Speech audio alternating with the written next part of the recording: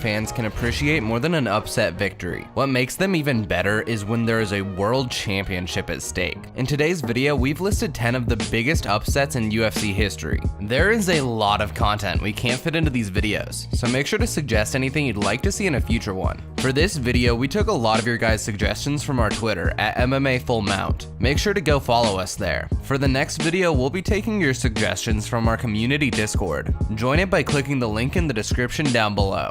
Tim Sylvia vs Randy Couture, suggested by MMA Mando.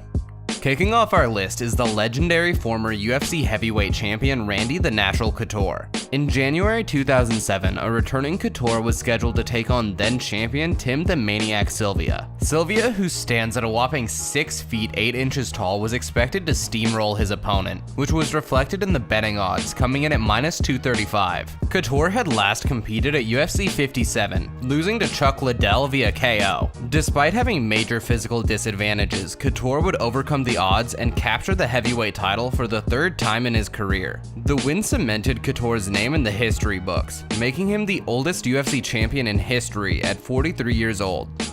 Renan Barão vs TJ Dillashaw.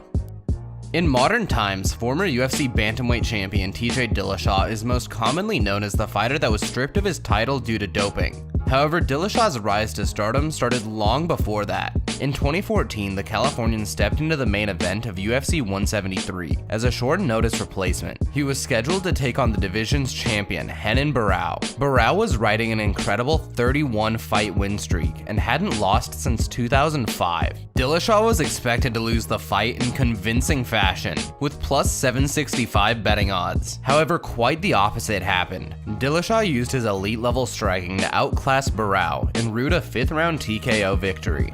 Anthony Pettis vs Rafael dos Anjos.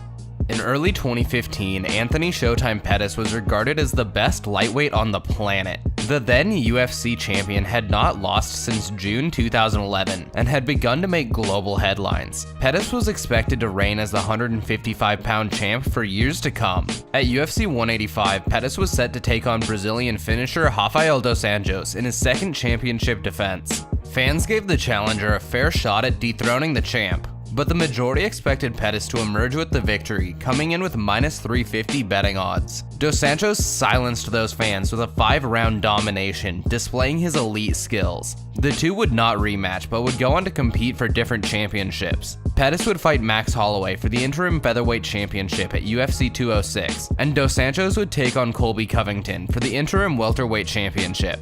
Ronda Rousey vs Holly Holm, suggested by Fuzz LCFC.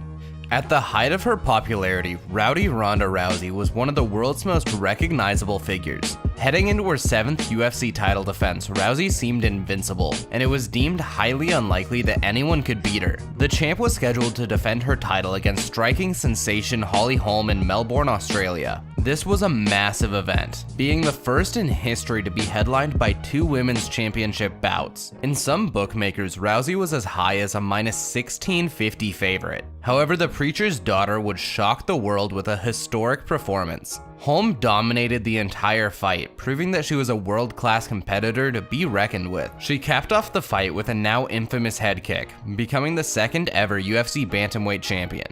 George St. Pierre vs Matt Serra, suggested by Ross FP MMA.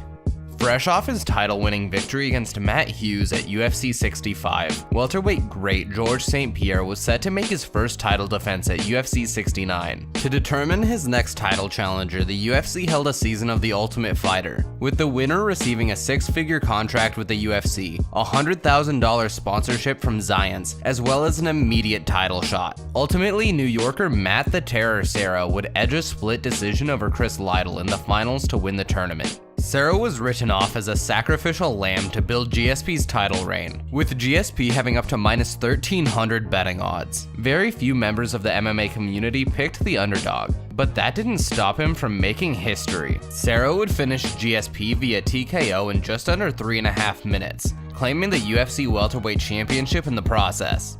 Anderson Silva vs Chris Weidman. For over half a decade, former UFC middleweight champion Anderson Silva was perceived as the undoubted greatest fighter alive. He set a legendary title defense record of 10, which would not be broken until 2017 by Demetrious Johnson. It got to the point that the majority of media outlets weren't wondering if Silva could beat his next opponent, it was how Silva was going to beat his next opponent. At UFC 162, the Brazilian champ was set to make his 11th title defense. In his way was 9-0 prospect Chris Weidman. The New Yorker was a prodigy of Matt Serra, who was mentioned earlier in this video. Weidman's skills were completely glossed over by the media, which was reflected in the betting odds at plus 175 underdog. Weidman would turn the MMA world on its head and dethrone the long-reigning king of the 185-pound division. Silva's arrogant style left him open to a vicious hook, which would decide the fight. Henry Cejudo versus TJ Dillashaw. After laying his heated rivalry with Cody Garbrandt to rest with 2 decisive TKOs, former UFC bantamweight champion TJ Dillashaw moved his attention to the flyweight division. Dillashaw had always been open to a super fight with the flyweight champion, but was never able to get a deal done. When the flyweight title changed hands in 2018, Dillashaw would finally get his chance to capture 2 titles. He was scheduled to take on flyweight champion Henry Cejudo at UFC's inaugural event on ESPN+. The odds were stacked heavily against Cejudo by bookmakers, and he was not given a real chance of winning by pundits. The plus 180 underdog would brutally finish Dillashaw in a mere 32 seconds, defending his title for the first time. Cejudo would move up to bantamweight in his next fight and claim that title as well, after Dillashaw was stripped of his title due to a doping violation. Luke Rockhold versus Michael Bisping, suggested by Codex MMA.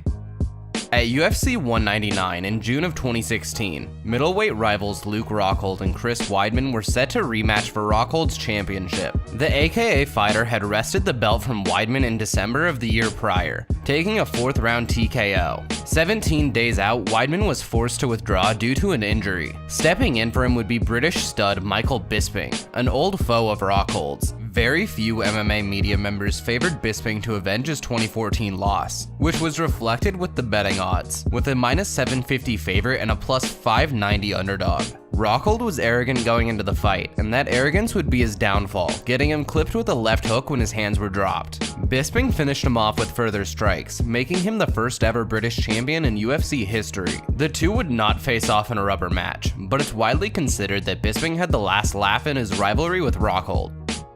Joanna Jędrzejczyk versus Rose Namajunas.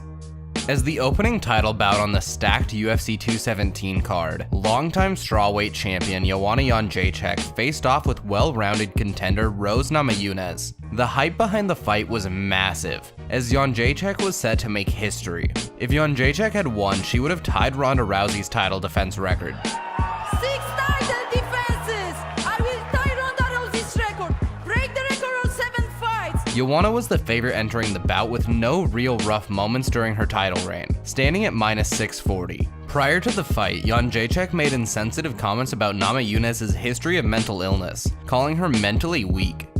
I think she started out by saying like mentally unstable, and she said something else that I kind of just like when she said that, I think I just like blanked out. Like I don't remember what she said in the middle. And then I think towards the end, as she was like walking away, she said, "I'm gonna f you up," or something like that. Joanna's words would come back to bite her, as she would be disposed of in just over 3 minutes. Namajunas would also beat her rival in the immediate rematch, that time via unanimous decision. Demetrious Johnson versus Henry Cejudo, suggested by MMA Casual 3. Heading into his 12th flyweight title defense at UFC 227, Demetrious Mighty Mouse Johnson seemed like he could never be beaten. He was set to face Olympic gold medalist Henry Cejudo in the co-main event of the aforementioned card. Johnson had previously beaten Cejudo at UFC 197, finishing the Olympian with strikes in the first round. Almost no one gave the recently reinvented Cejudo a chance of defeating Mighty Mouse, who was at minus 600 favored in the betting odds. Over the course of a grueling 5-round fight, Cejudo would prove the doubters wrong, defeating the long-reigning Johnson via split decision. The two did not have a trilogy fight, as Johnson was traded to one championship, but it remains one of the fights that fans hope to see one day. That's just about gonna wrap it up for our list of 10 title upsets in the UFC. Thank you so much for watching. If you enjoyed the video, be sure to hit the like button down below. There is a lot of content we can't fit into these videos, so be sure to let us know anything you'd like to see in a future one. Here's our favorite comments from fighters who got seriously hurt in MMA. It is a Taco said Overeem is like a kingpin for getting knocked out horribly.